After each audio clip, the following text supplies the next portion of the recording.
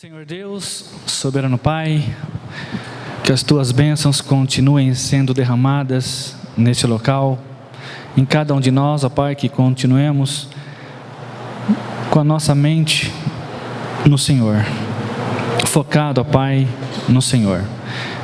Que tudo que for falado, que seja para honrar o Teu grande nome. Em nome de Jesus, amém. Muito bom dia para todos.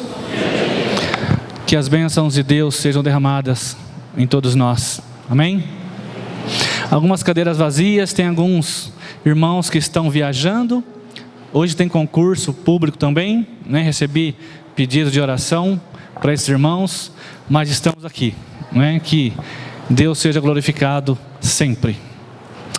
Há alguns meses atrás, não lembro quanto tempo, 2 ou 3 ou 4 meses, teve uma mensagem aqui e o tema foi gratidão.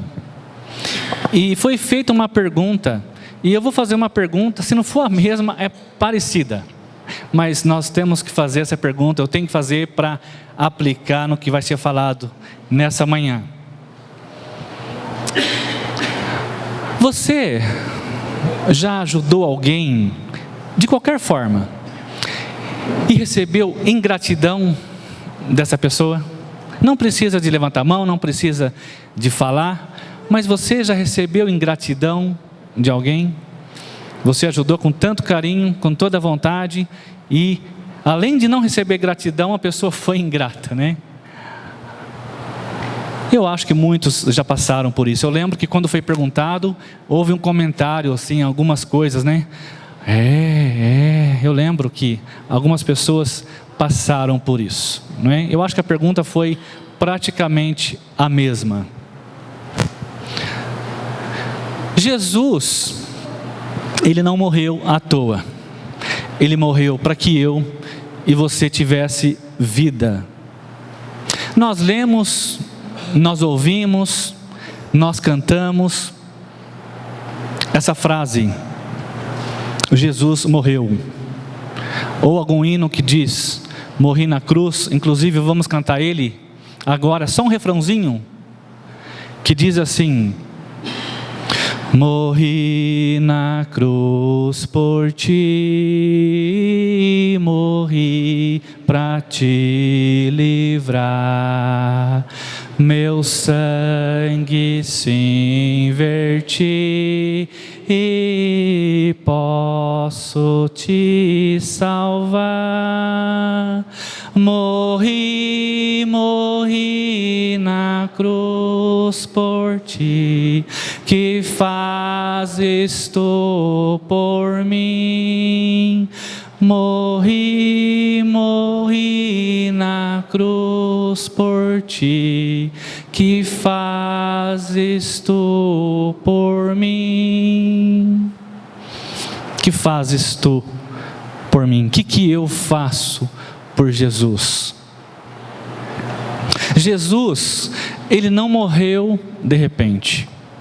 Jesus não foi dormir e amanheceu morto. Jesus teve uma das piores mortes que um ser humano possa ter, se não for a pior. E o que nós fazemos para sermos gratos a Ele? Será que nós estamos realmente sendo gratos a Ele? Eu vou ler um texto aqui, é um pouquinho longo, mas eu gostaria que todos prestassem atenção. Um médico, o Dr. C. Truman Davis, ele publicou numa revista que se chama New Wine Magazine, em 1982, tem quase 40 anos essa publicação. E o artigo destaca a crucificação de acordo com a visão médica. Foi narrada de acordo com pessoas que conhecem rupturas, lesões, furos, infartos, entre outras coisas. São pessoas que Deus deu a sabedoria para eles. Então, baseado no trabalho dos médicos, baseado na medicina, foi feito esse relato, né, na visão médica. Talvez o que for falado aqui não seja exatamente como foi, mas uma coisa eu penso, é muito próximo, porque são pessoas que vivem com esse meio, inclusive pessoas que trabalham com polícia científica, pessoas que fazem autópsia, então eles trabalham nesse meio. Algumas palavras que eu vou falar aqui, elas são palavras difíceis, que são usadas muito para quem trabalha na área da saúde. Eu tentei explicar uma só, aí eu desisti, porque complica mais. Então, quando você ouvir uma palavra aqui, na área médica, uma palavra que você não conhece, traduza por algo muito ruim. Começa assim um texto. É a morte mais dolorosa já inventada. Era restrita primeiramente para os piores criminosos. Jesus, ele cita essa passagem, Jesus foi despojado de suas vestes, que foram divididas entre os guardas. Salmo 22, 18 diz isso, você pode anotar essas passagens, não vamos ter tempo de ler todas. Diz assim: repartem entre si as minhas vestes, e sobre a minha túnica tiram sorte. Então os médicos já começam colocando esse relato. A crucificação deu a Jesus uma morte lenta, extremamente dolorosa. Os joelhos de Jesus, ou das pessoas que eram crucificadas, não ficavam retas, elas ficavam um pouco inclinadas, não é? E com esse grau aqui, ele era forçado a suportar o peso nas coxas. Em pouco tempo, na cruz, segundo os médicos, a chance dele ter tido cãibras nas coxas e na panturrilha foi muito grande, já começou por aí. O peso então estava nos seus pés, que estavam com pregos. Assim, com esse estiramento dos músculos dos membros inferiores, ou seja, das pernas, o peso do seu corpo era transferido para os pulsos, braços e ombros. Em alguns minutos após ser colocado na cruz, os seus ombros foram deslocados. Alguns minutos mais tarde, os cotovelos e os pulsos também se deslocaram. O resultado desse deslocamento dos membros superiores levou um alongamento dos seus braços e esticou os seus braços. Eu não coloquei aqui, mas em Salmo 22:14 diz: como água sou derramado, deslocam-se todos os meus ossos. Após o deslocamento dos pulsos, cotovelos e ombros, o peso do seu corpo sobre os membros superiores levou à tração muscular peitoral, o nervo maior aqui do seu tórax. A força da tração causou um deslocamento na caixa torácica, para cima e para fora. O seu tórax se manteve em posição respiratória, de inspiração máxima, e para poder respirar, Jesus requeria um esforço muito grande, além do normal. Para respirar, Jesus tinha que empurrar os pregos nos seus pés para baixo, para poder levantar o seu corpo, permitindo que a caixa torácica se movimentasse para dentro e para fora, para expirar o ar dos pulmões. Seus pulmões estavam em posição constante máxima. Jesus não podia facilmente se mover, ele se movia, mas não podia se mover facilmente, porque os músculos da perna dobrados estavam extremamente, aqui está, fatigados, cansados, não é? E as cãibras que tinham constantemente. Nós vemos em filmes, não é? Alguns filmes sobre a crucificação de Jesus, e nos filmes geralmente Jesus fica mais parado, mas segundo os médicos, por causa desse movimento de respiração forçado, ele tinha que se movimentar. E esse processo lhe causou muita dor. Na sexta hora da crucificação, Jesus estava cada vez menos capaz de suportar o seu peso. Suas coxas e suas panturrilhas se tornaram extremamente doloridas e cansadas. Esse movimento para cima e para baixo para poder respirar causou intensa dor nos pulsos, nos cotovelos e nos ombros que já estavam deslocados. Os movimentos se tornaram menos frequentes e Jesus se tornou exausto com essas dores. Os músculos dos membros inferiores das pernas evoluíram com as câimbras, aumentaram devido ao esforço de levantar. E com o intuito de levantar o seu corpo para poder respirar, no seu comprometimento anatômico se encontrava, as dores eram geral. Jesus estava coberto de sangue e suor. O sangue foi resultado da flagelação, ele foi açoitado bastante. E o suor foi resultado desse violento e involuntário ato de tentar respirar. Além disso, os chefes dos judeus, a multidão, ladrão, estavam todos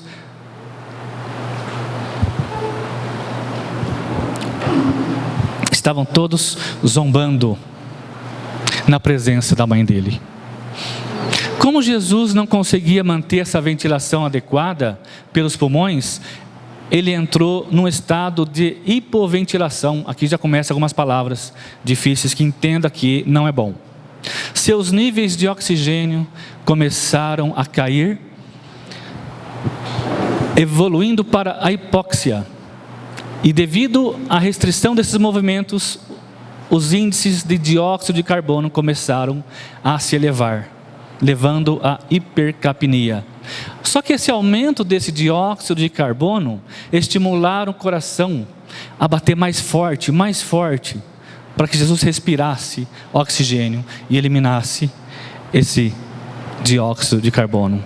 Seus reflexos faziam com que ele respirasse de forma profunda e involuntária, movimentando-se para cima, para baixo, de uma forma que, apesar da dor, ele tinha que fazer isso. E continuavam zombando dele. Devido ao cravamento de Jesus na cruz e ao aumento dessa exaustão, ele foi incapaz de mandar oxigênio para o seu corpo. E os quadros de hipoxia e hipercapnia levaram o coração cada vez mais rápido, evoluindo para uma taquicardia. Essa aqui eu acho que muitos conhecem.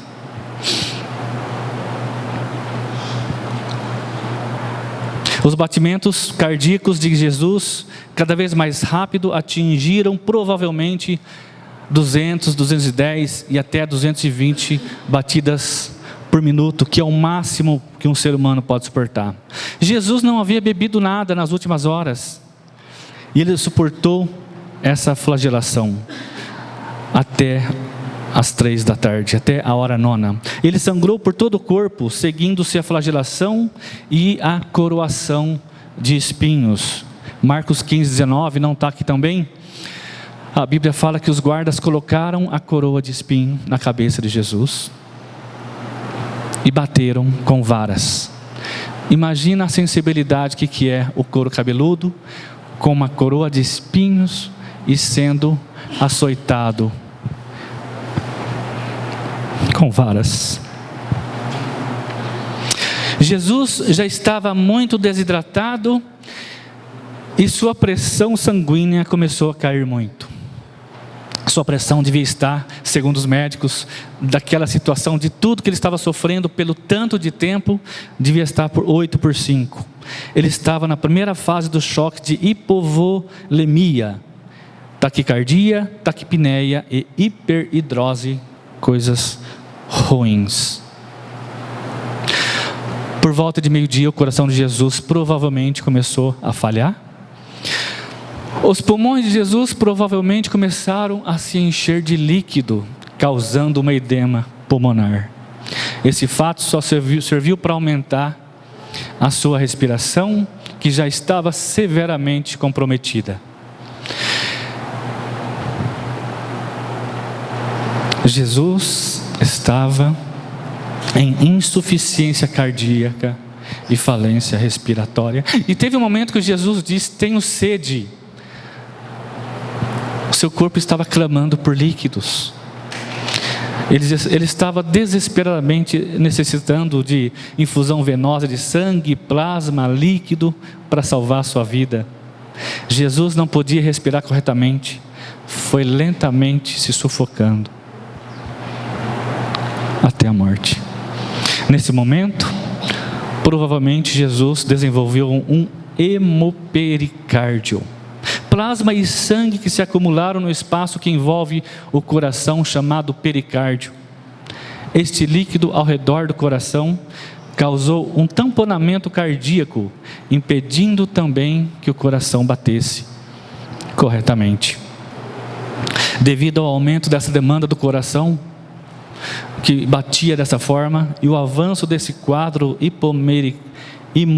hemopericárdio, que é o acúmulo de sangue no coração, Jesus provavelmente sofreu uma ruptura cardíaca.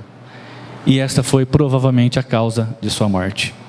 Quando os romanos queriam acelerar a morte, eles simplesmente quebravam as pernas, né? Nós sabemos pela palavra de Deus, porque aí causava a sufocação em minutos.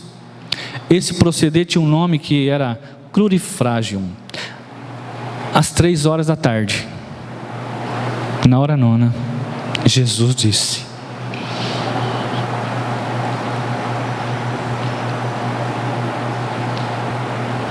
está consumado. E nesse momento, ele entregou o seu espírito e morreu.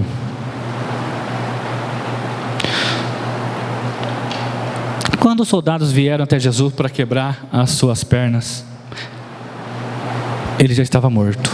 E assim como diz no Salmo 34:20, seu corpo foi quebrado, seu corpo foi, nem o osso do seu corpo foi quebrado, de acordo com a profecia, né? Salmo 34:20, nenhum osso de seu corpo foi quebrado. Jesus morreu após 6 horas da mais terrível tortura que já foi inventada. Jesus morreu para que pessoas como eu, Márcio, como vocês, pudessem ir para o céu. Tudo que Jesus pede é que nós o amemos, o louvamos de todo o coração, de toda a nossa alma, de todo o nosso entendimento. O que nós estamos fazendo por Jesus? Lembrando que Jesus, ele fez isso por amor. Ele não foi forçado. A Bíblia fala que é a alegria da cruz, porque nós fomos salvos através desse ato. Nós podemos fazer algumas coisas para agradar a Deus. Não podemos recompensar o que Ele fez por nós, mas nós podemos ajudá-lo não, nós podemos recompensá-lo fazendo algumas coisas, que não vai ser o que Ele fez, mas é o que Ele pede para a gente fazer. Primeira coisa que nós podemos ver na palavra de Deus, vocês até talvez vão ficar bravos comigo, mas a palavra de Deus diz em Hebreus 11:6, sem fé é impossível agradar a Deus, pois quem dele se aproxima precisa crer que Ele existe e que recompensa aqueles que o buscam. Aí você fala: saí daqui domingo passado, fiz várias coisas perante o que Deus quer que nós façamos, ansioso para chegar domingo com os irmãos adorar a Deus, e o Márcio vem falar que eu tenho que ter fé. A palavra de Deus nos alerta sempre para que nós tenhamos fé. Que bom que você está forte na fé, irmão. Que Deus abençoe muito você e sua família. Permaneça com essa fé que você tem em Deus, porque Deus está se agradando. E nesse contexto de Hebreus, fé significa que se você acreditar em Deus, depois você pode ler, Ele vai recompensar, Ele vai cumprir as suas promessas. Também significa ter fé em todos os aspectos das nossas vidas. A fé deve ser a base principal do cristão.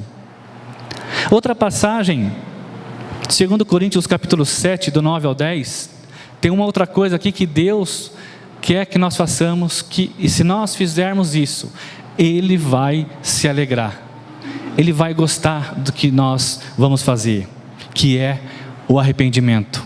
Olha só, agora porém, Paulo falando, me alegro não porque vocês foram entristecidos, mas porque a tristeza os levou o quê? Ao arrependimento. Pois vocês se entristeceram como Deus desejava. Depois você lê aí que Deus não quer você triste. Deus quer o resultado disso, não é? Como Deus desejava, e de forma alguma foram prejudicados por nossa causa. A tristeza, no versículo 10, segundo Deus, produz um arrependimento que leva à salvação e não remorso. Mas a tristeza, segundo o mundo, produz morte. Deus se alegra quando nós reconhecemos que nós estamos falhos diante dEle. E Deus vê o nosso coração, segundo Samuel 16:7, Ele não é como um homem que vê a aparência, Ele vê o nosso coração. E Ele se alegra quando nós nos arrependemos. Romanos 12:1 tem uma outra coisa que agrada a Deus, que nós podemos fazer para agradar a Deus. Diz assim, Romanos 12:1: portanto, irmãos, rogo-lhes pelas misericórdias de Deus, que se ofereçam em sacrifício vivo, santo e agradável a Deus. Este é o culto racional de vocês. Então, o nosso sacrifício vivo, a nossa separação, a nossa santidade, a nossa maneira de adorar a Deus, esse culto racional lá de Romanos, agrada a Deus. Hebreus 3:16 diz que não se esqueça de fazer o bem e de repartir com os outros o que você tem, pois de tais sacrifícios Deus se agrada. Quando passa aquela cestinha para você trazer itens da cesta básica no domingo seguinte, se você tem condição de pegar, pegue. Se você tem condição de pegar 2, pegue. Se você tem condição de trazer uma cesta básica, traga. Isso agrada a Deus. Depois vocês conversam com os irmãos da benevolência e vê como que está o trabalho deles, como está a demanda de entrada de alimentos e como que está a saída. Você vai se surpreender e você vai querer agradar a Deus mais ainda.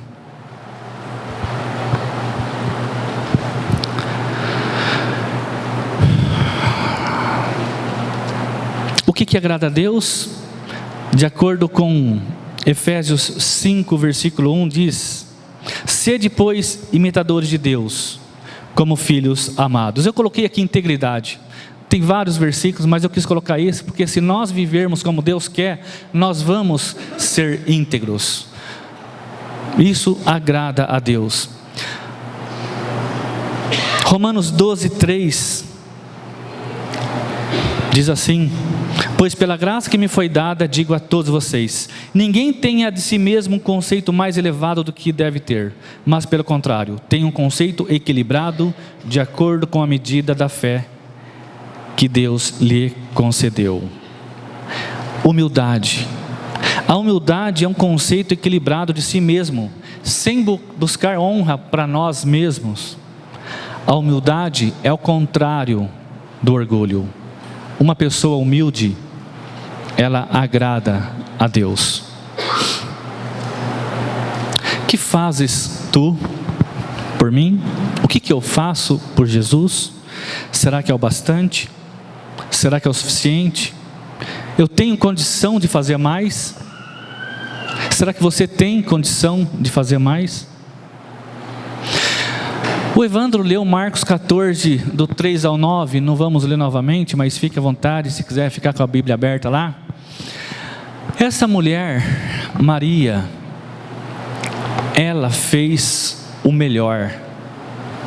Ela quebrou um vaso de alabastro caríssimo, ela ia usar numa ocasião especial, Mas interessante que, se você analisar o texto, dá a entender que aquela mulher, ela sabia mais do que os discípulos de Jesus. Dá a entender que ela tinha entendido o plano de Deus melhor do que os discípulos, porque ela não ligou para o material, ela não ligou para o dinheiro, assim como os outros reclamaram dela. Murmúrio: olha, para que ela fez isso? Ou insultaram ela, está dizendo. Ela passou por uma situação de constrangimento, mas ela estava com foco em Jesus. Ela não quis ouvir as pessoas, ela quis ouvir Jesus. Interessante, uma lição para nós, que é fantástica. Quando nós temos o foco em Jesus, quando nós buscamos adorar Jesus, assim como essa mulher estava com foco em Jesus, não ligou para os comentários, Jesus fala uma frase aqui, que Ele fala para nós, se nós formos fiéis. Ele está intercedendo por nós. Olha o que Ele fala no versículo 6: deixem-na em paz. Você já imaginou Jesus falando isso para você? Quando você está perturbado, você está triste, você está passando por um momento de tribulação grande, quando você está sendo ofendido no seu trabalho ou qualquer outro problema, você já pensou nisso, que Deus fala, deixe em paz? Foi isso que Jesus falou para essa mulher. Uma outra lição importante no versículo 8, diz que ela fez o que pôde. Tudo isso que essa mulher fez agradou a Deus. Jesus Cristo se agradou daquele momento, defendeu a mulher que estava sendo alvo de murmúrios. No versículo 9 diz que: eu lhe asseguro, onde quer que o evangelho for anunciado em todo o mundo, também o que ela fez será contado em sua memória. Quase 2000 anos se passaram, e essa história está sendo contada. O que essa mulher fez agradou a Deus. Releia novamente esse texto em casa e veja essas lições que você pode tirar dessa passagem. Ter fé, arrepender, viver para Deus, ser generoso, ser íntegro, ser humilde, dar o melhor, praticar boas ações, fazer o que está no nosso alcance e procurar fazer mais. É isso que Deus quer que nós façamos para agradar a Ele. E olha, tudo isso está no nosso alcance. Ele não pede nada que nós não consigamos fazer. Ele sabe os nossos corações, Ele sabe o nosso limite, até onde nós podemos chegar. E nós estamos no limite? Nós estamos dando o máximo? Como está o nosso relacionamento, nosso casamento, nossa vida espiritual? Será que nós estamos agradando a Deus? Que Deus nos dê sabedoria, discernimento e capacidade para fazer melhor. Afinal, Ele já fez o melhor. Nós cantamos um hino, Morri na Cruz, não é? Eu queria terminar com um coro, porque Ele morreu.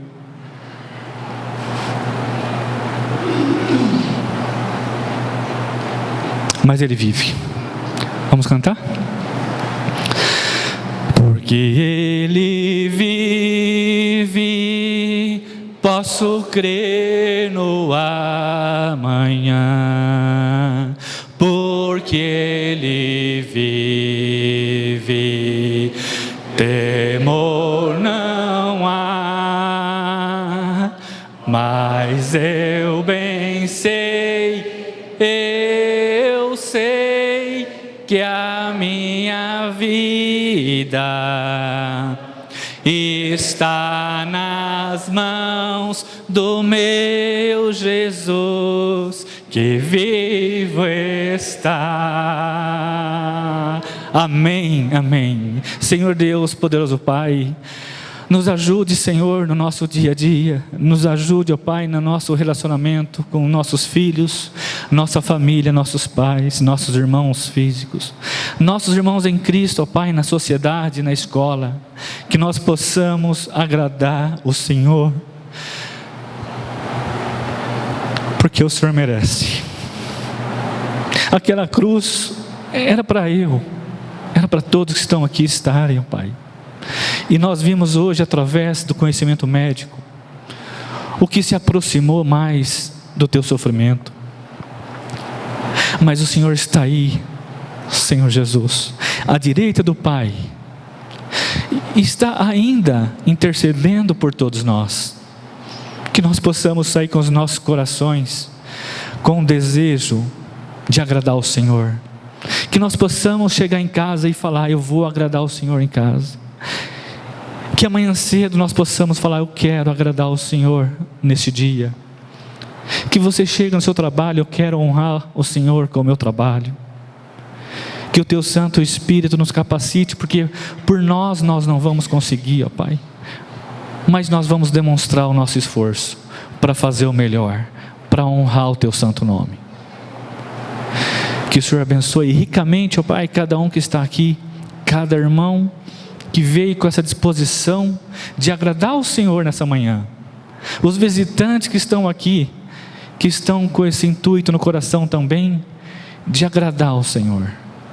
Que nós possamos, ó Pai, agradar ao Senhor e mostrar para as pessoas que também precisam de agradar ao Senhor.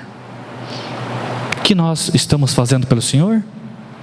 Nos ajude, ó Pai, a fazer o melhor. Em nome de Jesus, esse nome maravilhoso, esse nome poderoso que cura, que liberta, que salva, que por Ele foi todo criado. É por Jesus, sempre por Ele que nós chegamos na Tua grandiosa presença. Em nome dEle nós oramos. Amém.